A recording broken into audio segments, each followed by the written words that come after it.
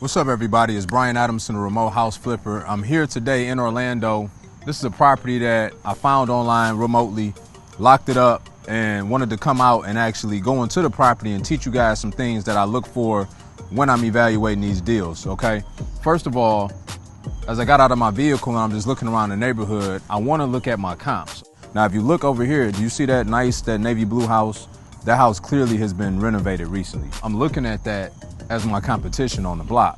I like to look onto the roof. I don't like the fact that this tree is umbrellaing over my carport in the way that it is, all right? So I would want to cut that back a little bit, cut it up a little bit so that it's not protruding onto the roof of the carport. So I like to, get my exterior repairs first, because what happens is when we go inside, we get drawn in by trying to get the beauty, beautify the property, the aesthetics of it all, and we forget about these, what could be heavy costs. I'm also looking at the concrete. This is a nice circular driveway, but I want to make sure that, there's no heavy concrete work that I need to do here, which it appears that I don't.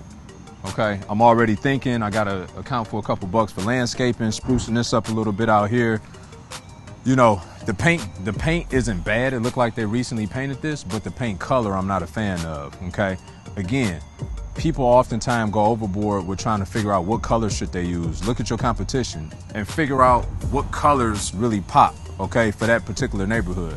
Grays are really good. That navy blue looks awesome. So I will find, some combination around that and replicate or emulate that here. Nice big backyard, in really decent shape. I like to look around the bottom part of the home to make sure that there's not any kind of signs of water intrusion going into the property. It looks to be sealed up pretty good around the lower perimeter. It's got a brand new AC condenser unit out here, which is great. That's a big cost that I don't have to account for. This is older style soffit, so that pests and such don't get up into your roof. So that's older. Typically the newer stuff is vinyl and it's perforated.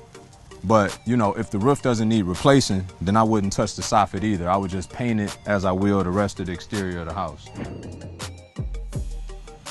So far we got exterior paint, we got new windows, we got a little bit of landscaping that we're gonna have to do. The outlier right now is the tree.